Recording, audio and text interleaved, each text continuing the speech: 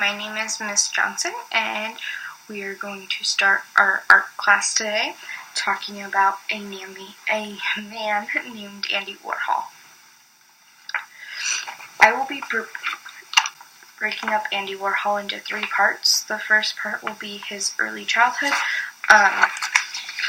growing up, what impacts he had, what struggles he may have had growing up, and then I'll talk about his career as an artist, his development through the art world, and then lastly we will talk about his death and after death, where his art is today and how it's viewed. So this is Andy Warhol, and this page is online. You can pull it up, you can print it off if you want to take notes on the back as we go through his art throughout the week. On here I have a couple of his more popular paintings as well as his art studio, which we'll talk about later. So that is available online and is underneath this video clip if you want to review or print off. Okay, so Andy Warhol was born in 1928 in Pennsylvania. Early on, at the age of 8, he contracted a very rare but sometimes fatal disease of the nervous system called chorea. At this time, he was bedridden. His mother began teaching him art. His mom was a very skillful artist herself, and so while he was in bed, sick, she started to teach him how to draw. And this was kind of his introduction to the art world at the age of 8. At the age of 9, he started to watch movies and he started taking pictures. 1942, he suffered another hardship in his life. His father passed away.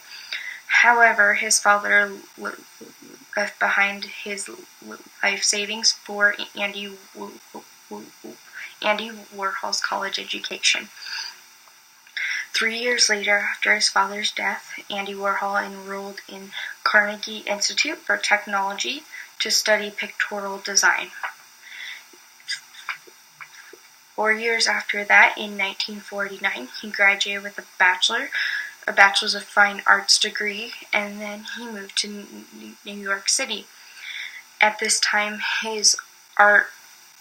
he was very interested in filmmaking, art, video installation, and writing as well. So now we're going to talk about the start of his artist career, which really happened after college. When Andy Warhol moved to New York City, he got a job at for a magazine in 1950 and in the 1950s, and he also became a very successful commercial artist at that time. He won frequent awards for his unique style and techniques he used. And then in the late 1950s, he began to devote more of his time towards his painting. In 1961, he debuted the concept of pop art. And if you've ever heard of Andy Warhol before today, you've probably heard of pop art because they kind of go hand in hand. When you hear about pop art, you hear about Andy Warhol. One of his more famous paintings at that time was the Campbell soup can painting. If you Google his name, this painting is almost likely to show up every time. It became iconic because he took everyday overproduced items and he painted them, and he made them famous. He also painted things like Coca-Cola bottles and hamburgers. He then moved on and painted celebrity portraits, including Marilyn Monroe and Mick Jagger. After he started painting celebrity portraits, he began to receive a lot of offers from other celebrities to paint them. And then continuing on, 1964, Andy Warhol opened his own art studio called The Factory. This quickly became one of New York City cultural hotspots. It was a spot for lavish parties that was attended by wealthy people and socialites, musicians came to these parties and his art studios, as well as celebrities. And his art studio then influenced and was talked about in some songs during that time. Andy Warhol enjoyed his fame. He was often seen out at other clubs and just enjoying life. In 1967, he branched out into more art forms and he published his first book. However, a year later, in 1968, he almost died. A woman named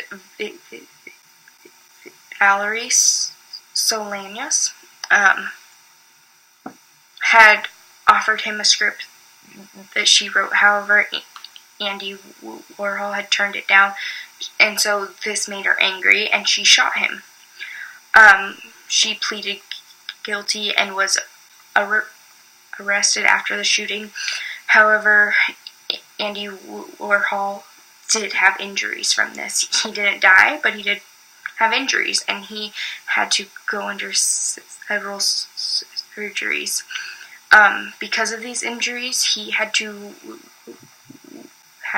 wear a surgical corset for the rest of his life. And then in 1970, he continued on into other forms of media.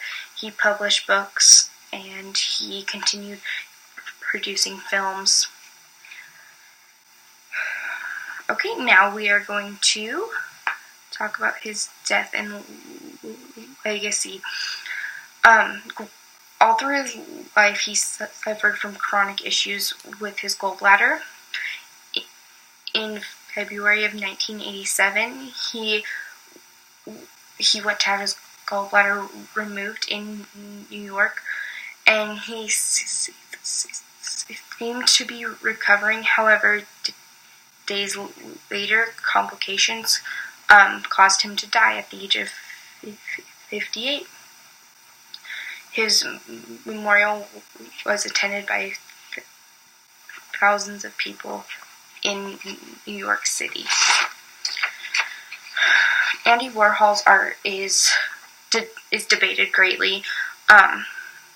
His views on life and his artwork caused people to talk, and I think this was part of his idea of his art, is he wanted people to see the American culture in a new light and really kind of expose it and be proud of what it is. Many people said that his artwork was confusing because it almost put down the American culture at the same time praising it, and so they weren't really sure how to respond to that. But his artwork was well known and is still well known. In 2008, his painting of 8 Elvises, which is on the paper, one of his portraits he had done of Elvis, resold in 2008 for $100 million, making it one of the most valuable paintings in world history. He produced more than 60 films in his lifetime. An interesting fact is one of those films showed a man eating a mushroom for 45 minutes. And in conclusion, for today, before I end class, I want to talk about why Andy Warhol was such a great artist. Andy Warhol, he really branched out into sculpture, art, painting, drawing. He did video installation, filmmaking, and writing. And as we continue on talking about him, we're going to go into each of these more. Tomorrow we will talk more about his art specifically and his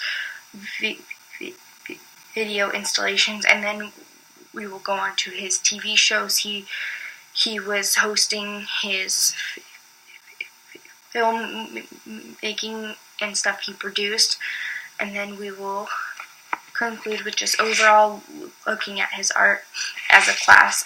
Tonight I want you to go online, Google his name, and just see what pops up for his art and his pictures, and then